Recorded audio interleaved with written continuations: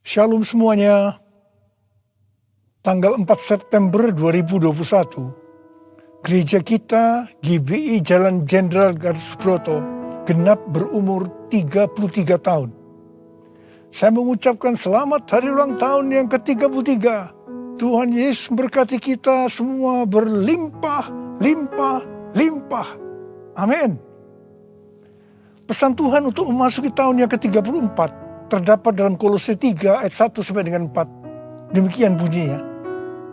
Karena itu, kalau kamu dibangkitkan bersama dengan Kristus, carilah perkara yang di atas, di mana Kristus ada, duduk di sebelah kanan Allah. Pikirkanlah perkara yang di atas, bukan yang di bumi. Sebab kamu telah mati, dan hidupmu tersembunyi bersama dengan Kristus di dalam Allah. Apabila Kristus yang adalah hidup kita menyatakan diri kelak, kamu pun akan menyatakan diri bersama dengan Dia di dalam kemuliaan. Kita harus mencari dan memikirkan perkara-perkara di atas, bukan yang di bumi. Supaya pada waktu Tuhan Yesus menyatakan diri kelak, artinya pada waktu Tuhan Yesus datang untuk menjemput gerejanya, kita juga akan menyatakan diri bersama dengan Tuhan Yesus di dalam kemuliaannya. Yang artinya kita juga akan ikut dalam pengangkatan dan akan masuk surga. Memikirkan dan mencari perkara yang di atas, artinya kita harus menilai, mempertimbangkan, dan memikirkan segala sesuatu dari sudut pandangan kekekalan dan surga. Memikirkan dan mencari perkara yang di atas, artinya kita harus berpikir dan bertindak sesuai dengan pikiran dan tindakan Kristus. Ini kita lakukan karena kita ada bersama dengan Kristus. Kita akan terus melakukan dengan setia, karena Kristus adalah hidup kita, sampai kita bertemu dengan Dia dalam kemuliaannya, yaitu pada waktu Dia datang kembali untuk menjemput gerejanya. Perkara yang di bumi dapat berbicara tentang hidup yang duniawi, yang dinyatakan dalam rupa perintah, peraturan, dan ajaran yang tidak membawa seseorang kepada pengenalan akan Kristus. Perkara yang di bumi juga bisa diartikan segala sesuatu yang berada dalam pikiran, perkataan, perbuatan yang merupakan sifat manusia lama, sehingga bertentangan dengan kehendak Allah. Supaya kita bisa memikirkan dan mencari perkara yang di atas, maka kita harus mempunyai hubungan yang intim dengan Tuhan. Hati kita harus melekat kepada Tuhan. Banyak berdoa, memuji dan menyembah Tuhan. Kita harus memiliki kasih yang semula. Kita harus melakukan kehendak Bapa di sorga. Kita harus hidup berintegritas. Sekali lagi, saya akan mengingatkan kita semua bahwa dalam menghadapi masalah apapun juga, kita harus tetap meresponi dengan memikirkan dan mencari perkara yang di atas, bukan dengan perkara yang di bumi. Yang ku mau hanya menyenangkanmu, biarlah seluruh hidupku berkenan kepadamu. Bukan emas, perak bahkan permata, namun kau segalanya yang terbaik di dalam hidupku. Haleluya,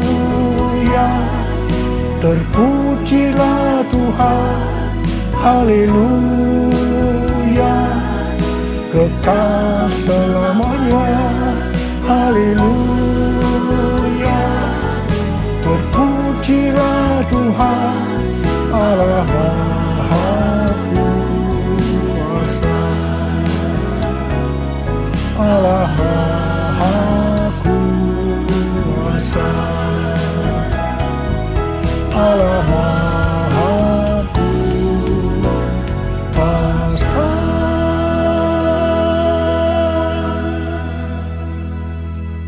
Tuhan Yesus berkata, kasihilah musuhmu dan berdoalah bagi mereka yang menganiaya kamu.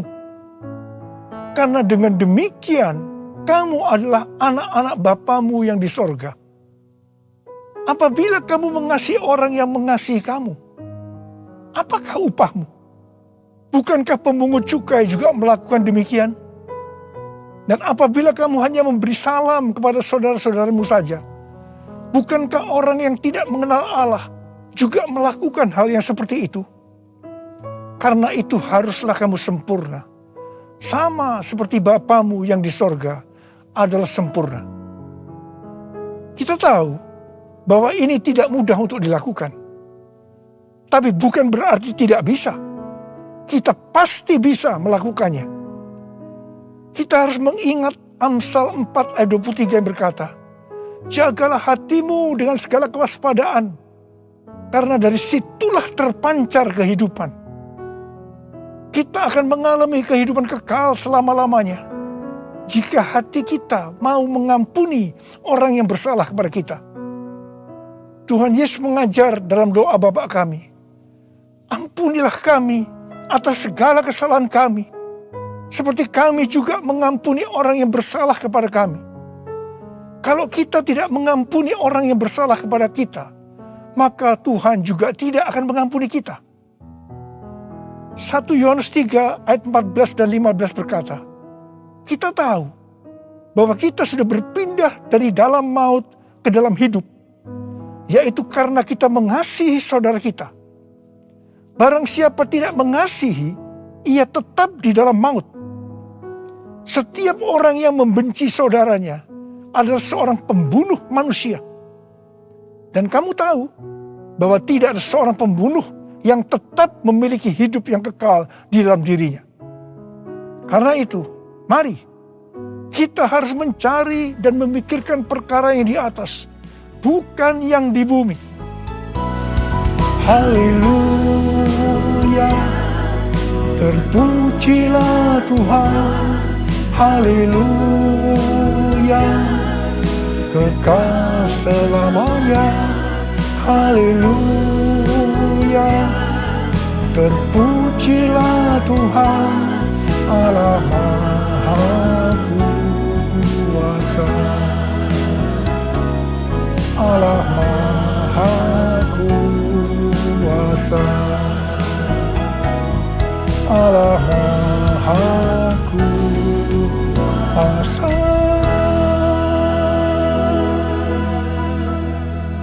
Mazmur 15 ayat 1 berkata, Tuhan, siapa yang boleh menumpang dalam kemahmu? Siapa yang boleh diam di gunungmu yang kudus? Salah satu syaratnya terdapat dalam Mazmur 15 ayat 4c, yaitu mereka yang berpegang pada sumpah walaupun rugi. Tuhan Yesus berkata, kalau ya, katakan ya. Kalau tidak, katakan tidak. Jadi kalau kita sudah berkata ya, artinya berjanji ya. Apapun yang akan terjadi, kita harus tetap ya, walaupun rugi. Terus terang saya banyak melihat orang-orang yang sudah berkata ya, tetapi begitu akan merugi, kadang-kadang seperti lupa kalau pernah berkata ya, dan mencari 1001 alasan bagaimana untuk ya berubah menjadi tidak, meskipun harus lewat proses hukum. Ini yang disebutkan perkara yang di bumi, bukan perkara yang di atas. Amsal 21 ayat 21 berkata, siapa mengejar kebenaran dan kasih akan memperoleh kehidupan, kebenaran, dan kehormatan. Karena itu, jadilah orang yang berintegritas, orang yang hidup tulus, jujur di hadapan Tuhan. Sucikan dan kuduskan hati ini untuk layak menghadap hadirat-Mu. Tubuh jiwa rohku kuserahkan padamu, ku menyembah-Mu. tinggikan nama-Mu ya Tuhan.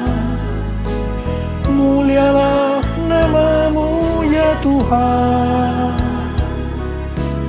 Tiada lain seperti Engkau ya Allahku, besar kuasa-Mu. Menurut kalender Ibrani, dari tanggal 6 September 2021 sampai dengan 26 September 2022, kita memasuki tahun 5782 yang disebut sebagai tahun P-Bet.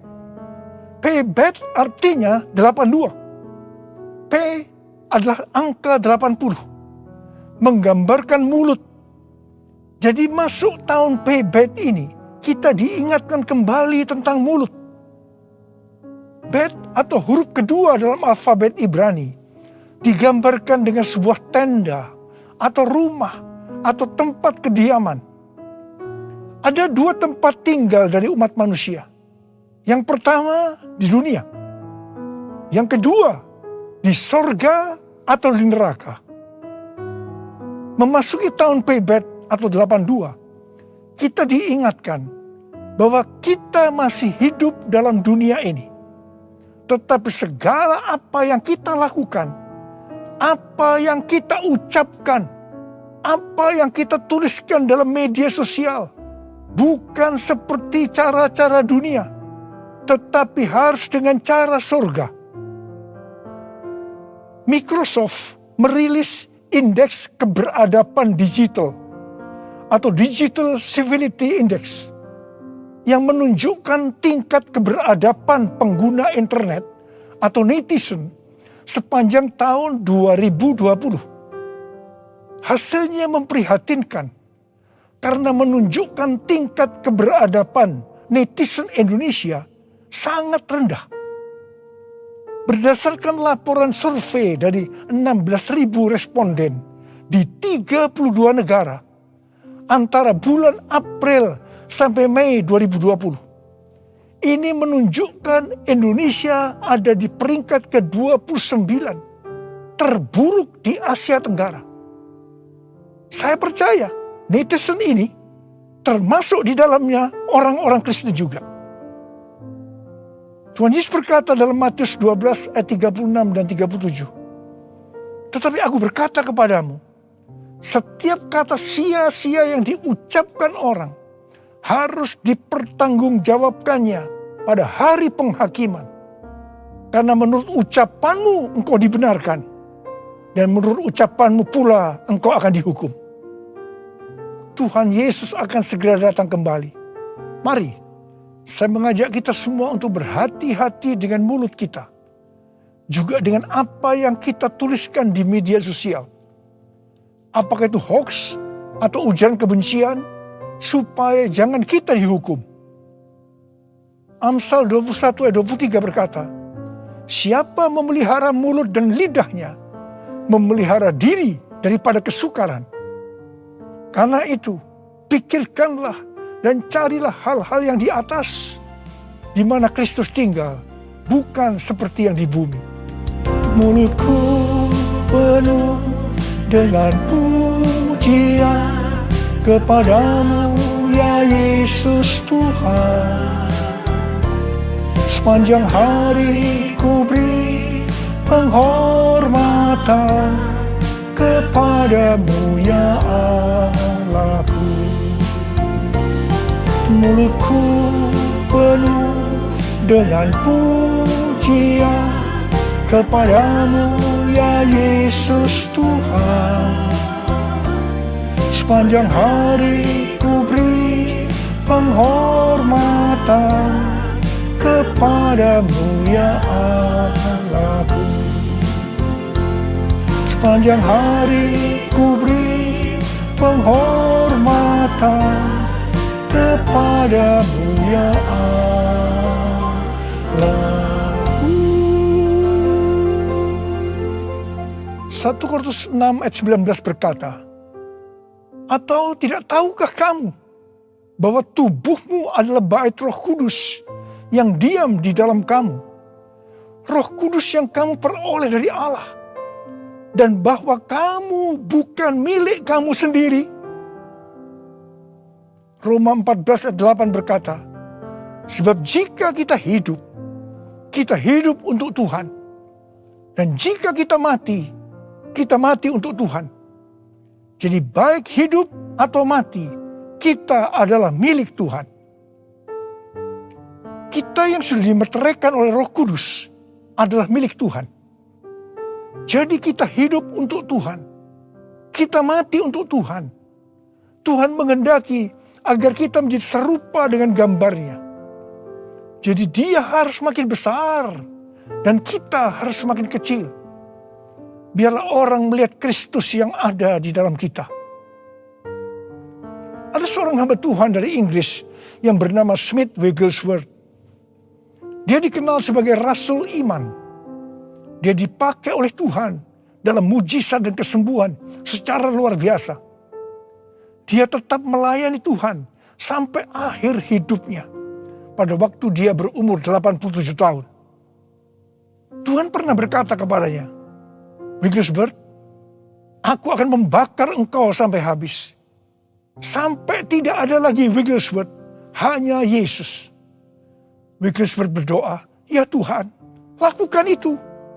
Saya tidak mau orang melihat saya lagi. Hanya Yesus. Menjadi seorang hamba Tuhan harus seperti ini.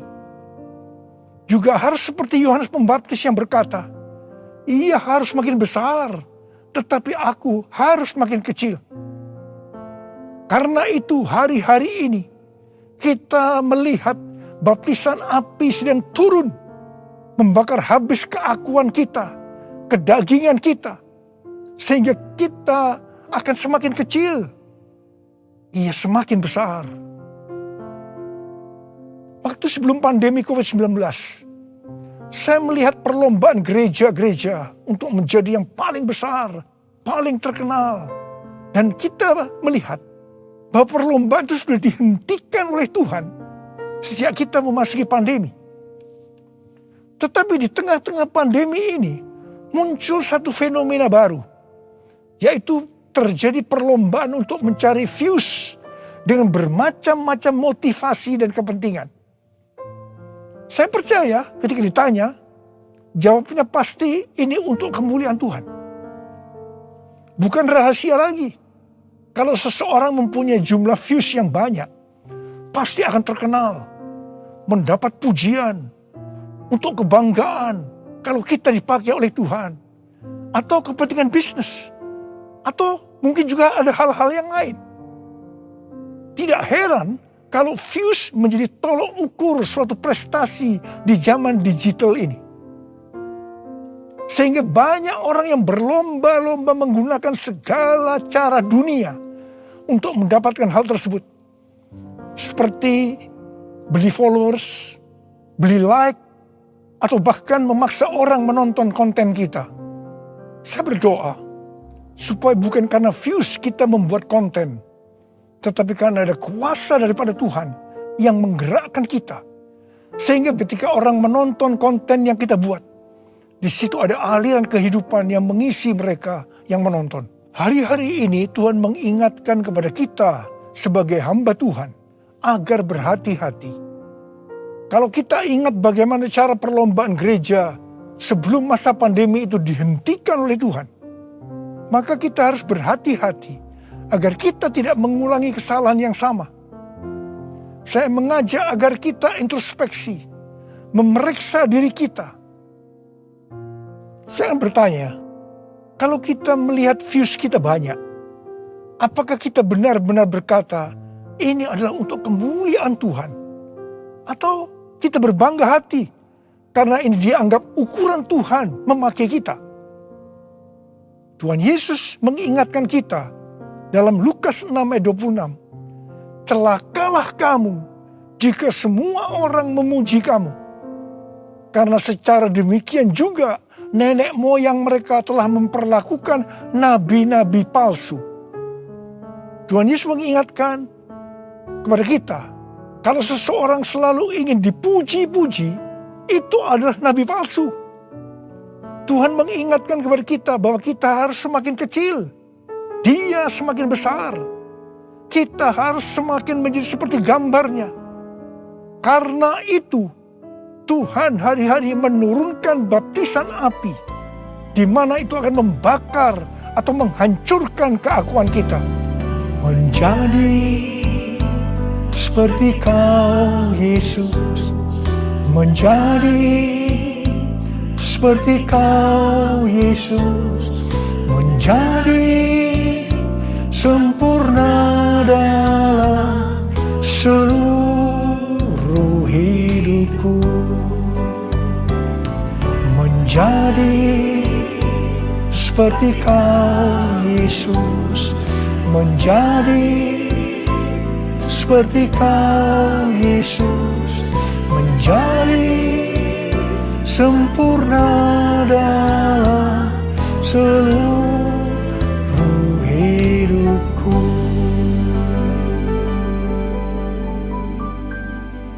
Pada waktu murid-murid Tuhan Yesus menanyakan tentang tanda kedatangannya kembali dan tanda kesudahan dunia ini, salah satunya Tuhan Yesus menjawab, adanya penyakit sampar. Pandemi COVID-19 ini bisa disebutkan sebagai penyakit sampar, sehingga pandemi ini merupakan salah satu tanda dari kedatangan Tuhan Yesus untuk kali yang kedua.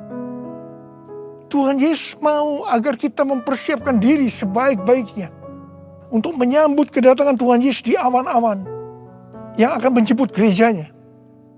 Ini dapat diartikan bahwa kita harus mempersiapkan diri untuk ikut dalam pengangkatan.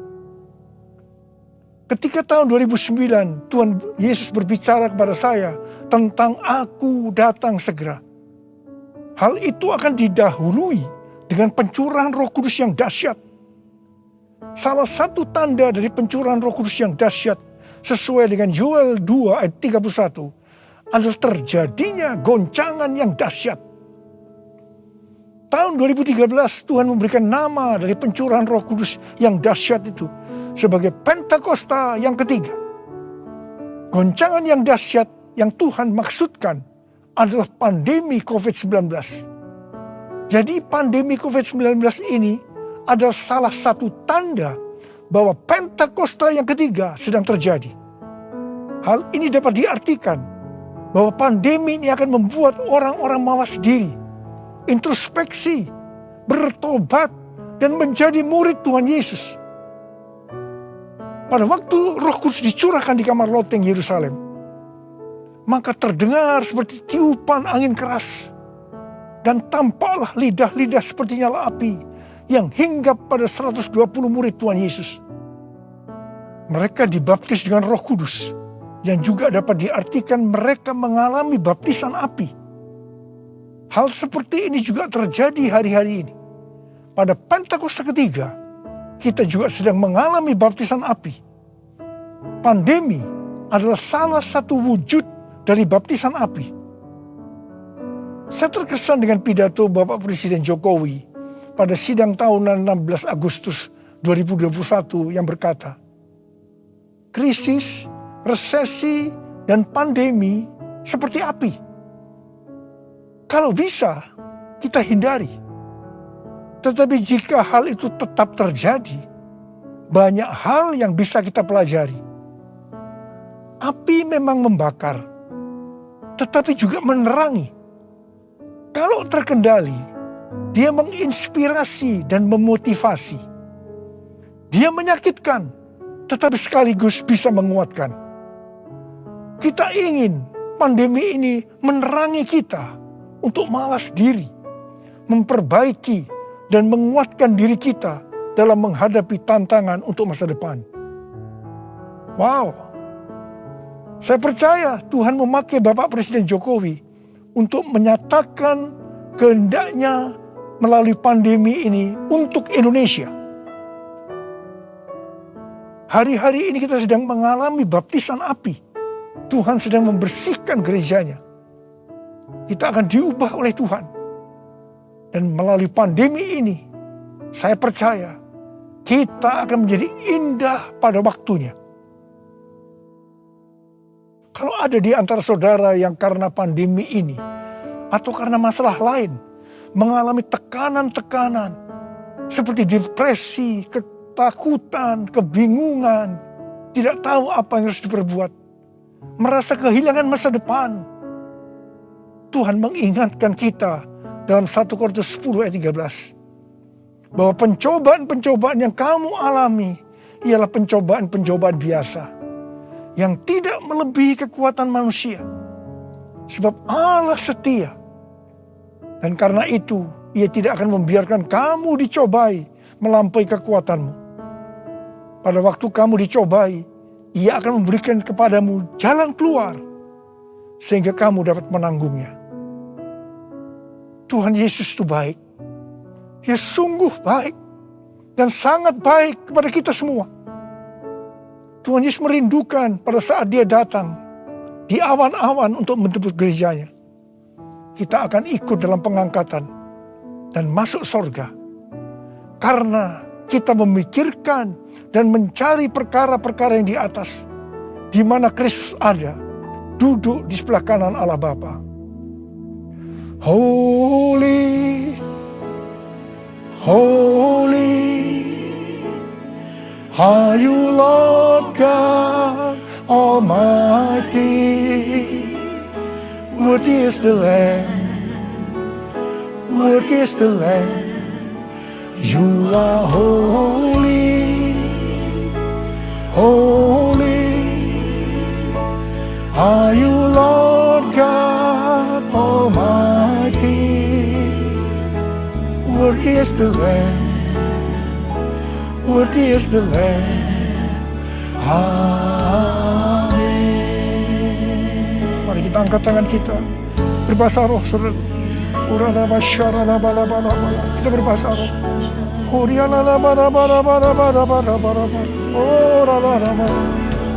Tuhan, ya Tuhan, ya Tuhan, ya Tuhan, ya Tuhan, ya Tuhan, ya Tuhan.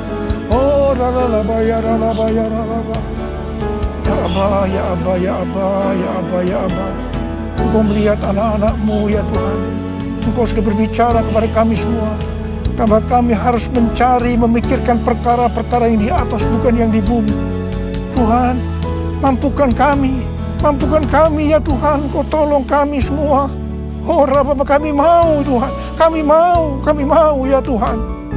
Engkau melihat anak-anak-Mu yang saat ini mungkin sedang mengalami tekanan-tekanan karena pandemi, karena hal-hal yang lain. Engkau tolong mereka, Engkau menyembuhkan yang sakit, sembuh dalam nama Yesus, sembuh dalam nama Yesus, sembuh. Oh Rabbah, oh Rabbah. Holy, holy, are you Lord God Almighty? Worthy is the Lamb, worthy is the Lamb. You are holy, holy, are you Lord God Almighty? Worthy is the Lamb, worthy is the Lamb. Amen.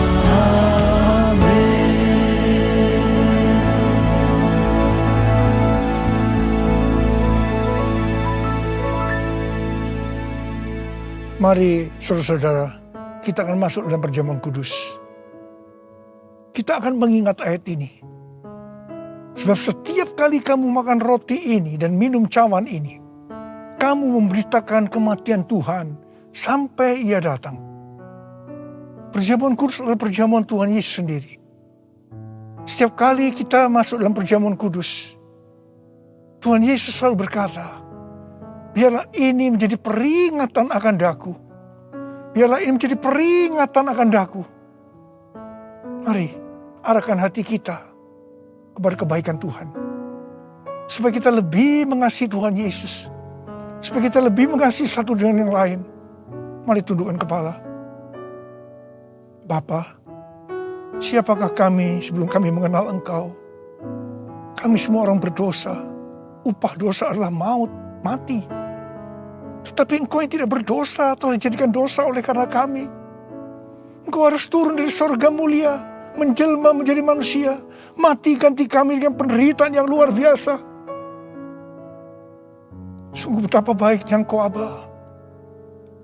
Engkau jadikan kami sebagai anak-anak-Mu. Engkau tuntun, Engkau bela, Engkau lindungi, Engkau berkati kami.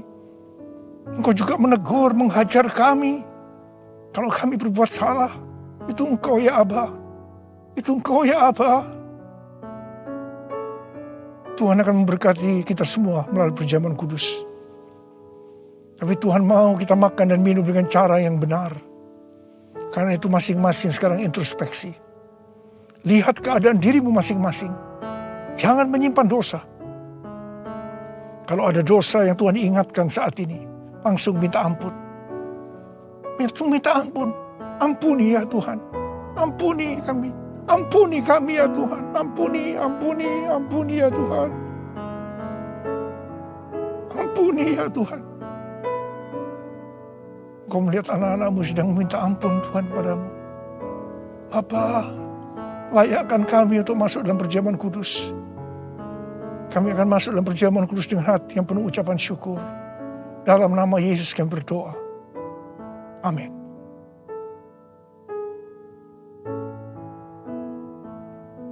Sebab apa yang telah kuteruskan kepadamu, telah aku terima dari Tuhan. Yaitu bahwa Tuhan Yesus pada malam waktu ia diserahkan mengambil roti. Angkat roti di tangan kanan kita tinggi-tinggi.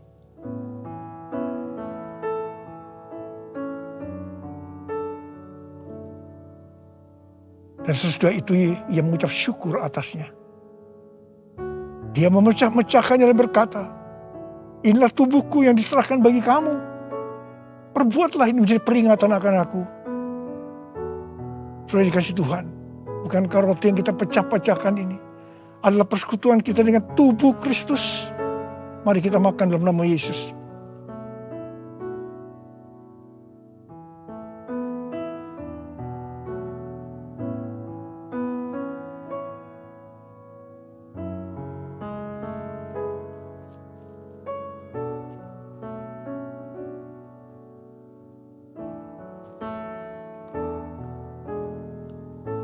Angkat cawan di tangan kanan kita tinggi-tinggi. Demikian juga ia mengambil cawan sesudah makan lalu berkata, cawan ini adalah perjanjian baru yang dimeterkan oleh darahku. Perbuatlah ini setiap kali kamu meminumnya menjadi peringatan akan aku. Sudah dikasih Tuhan. Bukankah cawan pengucapan syukur yang atasnya kita ucapkan syukur adalah persekutuan kita dengan darah Yesus. Mari kita minum dalam nama Yesus.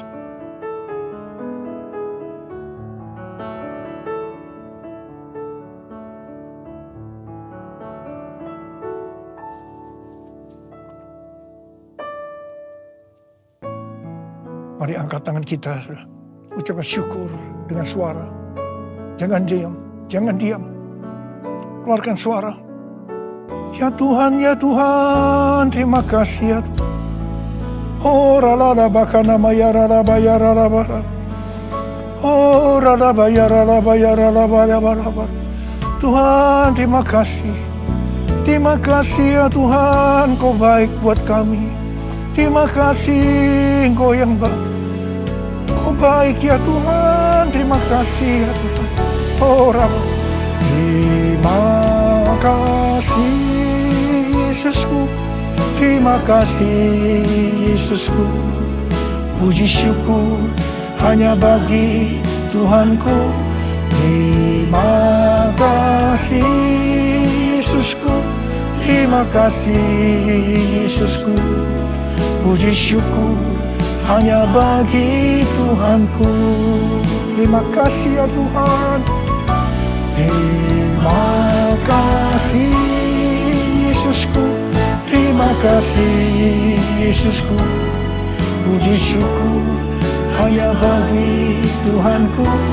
Terima kasih Yesusku, terima kasih Yesusku, puji syukur hanya bagi Tuhanku. Puji syukur hanya bagi Tuhanku. puji syukur hanya bagi Tuhanku.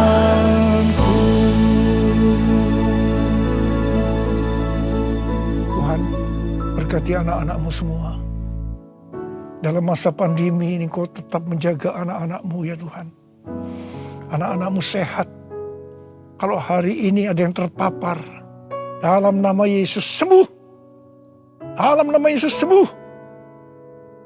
Tidak ada yang berkekurangan. Semua dicukupkan. Malah berkelimpahan dalam hal yang baik. Terima kasih. Terima kasih Abah. Terima kasih. Sekarang terimalah berkat Tuhan. Kasih karunia yang berlimpah-limpah daripada Allah Bapa dalam anak yang tunggal Yesus Kristus. Persekutuan yang manis dengan Roh Kudus menyertai saudara sekalian mulai hari ini. Sampai Tuhan Yesus datang menjemput kita di awan-awan.